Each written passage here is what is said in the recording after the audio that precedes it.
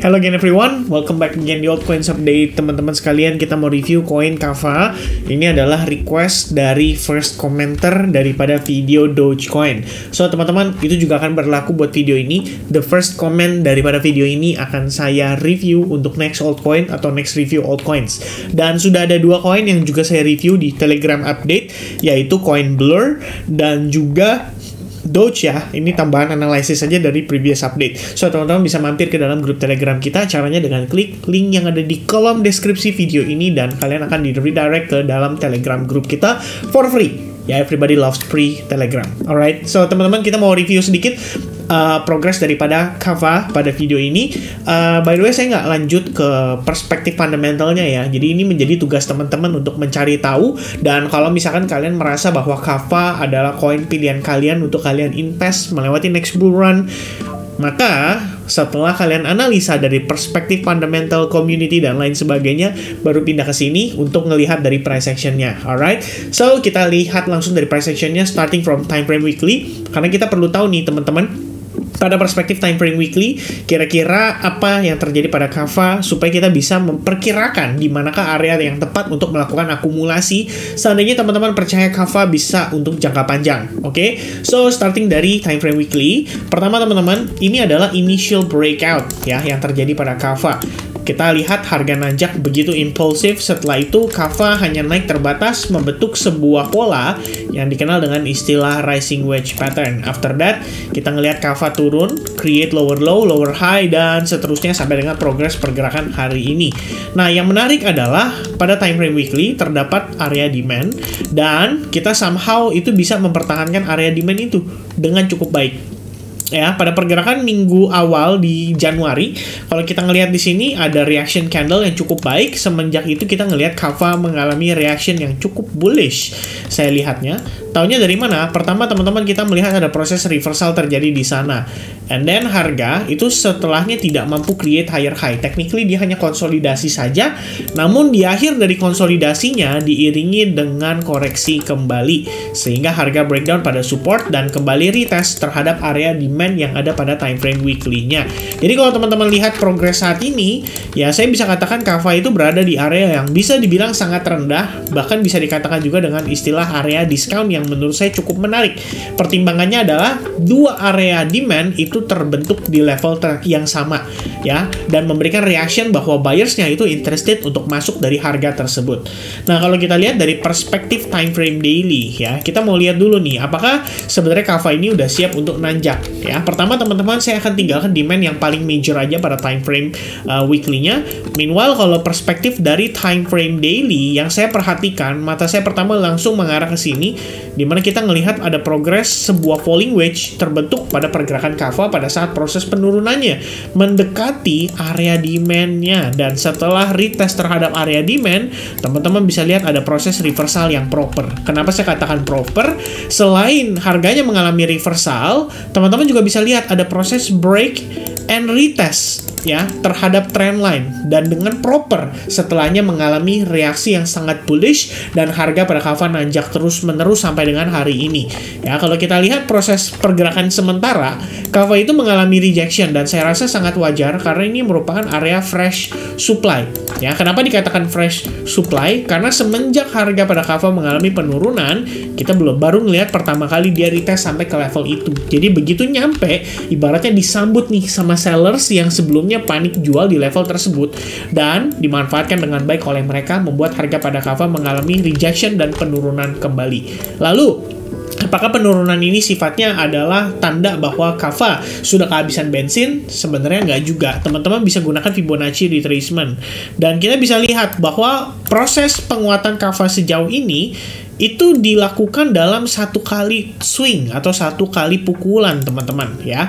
Jadi kalau kita lihat di sini ini adalah area Fibonacci 50%. Technically harganya benar-benar ketahan di kisaran level Fibonacci 50%, yang mana selain hanya level Fibonacci, kita juga bisa katakan bahwa area tersebut merupakan confluence dengan area support atau salah satu resistance sebelumnya.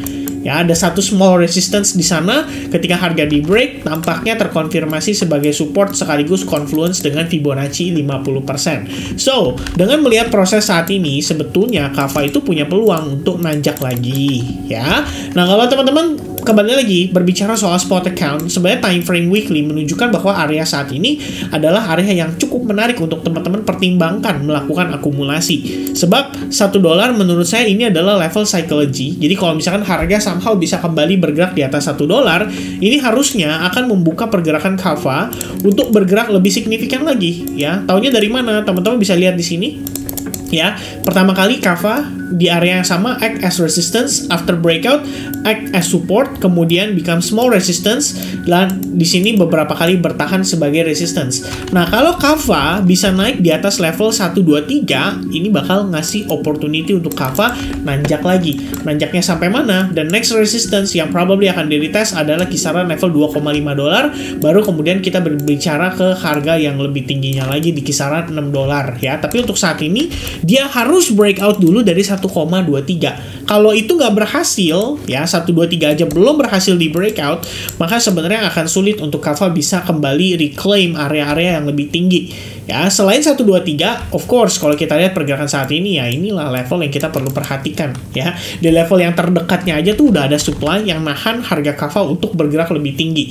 Jadi setidaknya dia ketahan dari sana, turun atau retrace sebanyak 50%. Dan pertanyaan berikutnya adalah, pada retracement 50% ini, apakah Kava akan mendapatkan cukup pembeli untuk bantu harganya naik ke atas? Ya, itu bakal menjadi kunci utama pada pergerakan Kava berikutnya. Nah, kemudian kalau teman-teman mau pemanfaatan dari perspektif futures market, kita bisa gunakan time frame yang lebih kecil seperti 4 jam untuk mengetahui gimana progresnya pada time frame tersebut. Sementara ini, yang saya lihat adalah Kava tampak berhasil breakdown daripada salah satu area demand-nya. Dan pertanyaannya adalah, apakah ini hanyalah sekedar liquidity sweep?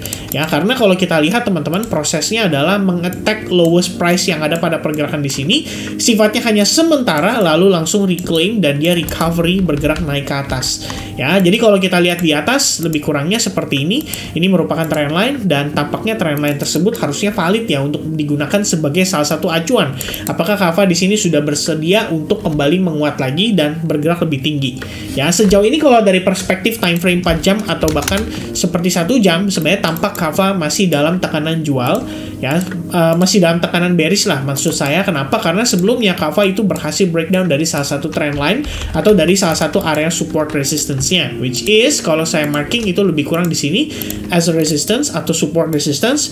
Dan walaupun sekarang kita udah berhasil nih reclaim bergerak di atasnya, teman-teman tetap harus aware bahwa Kava belum sepenuhnya aman, sebab di sini ada area supply yang nahan Kava selama pergerakan beberapa jam terakhir. Kalau misalkan supply udah berhasil di break, trendline-nya juga udah berhasil di break, oke, berarti teman-teman tahu next stop-nya adalah $1.